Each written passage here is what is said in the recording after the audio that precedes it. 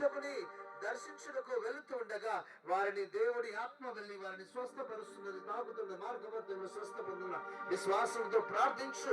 దేవుడు నీ ఎందుకు గొప్ప కార్యాలు చేస్తాడు. నీలోని శారీరక బలహీనతల, నీలోని మానసిక బలహీనతల, నీలోని అంతరంగిక బలహీనతల, నీకున్నటువంటి పిశాచ శక్తుల, నీకున్న కుటుంబ సమస్యల, ఆర్థిక సమస్యల ఏవైనా సరే ప్రభువుకు సమర్పణ చేయి. ఇదిగో ప్రభువు నీకు తోడుగా నిలిచి ప్రభువు నీకు పరిపూర్ణమైన స్వస్థతను ఇస్తాడు.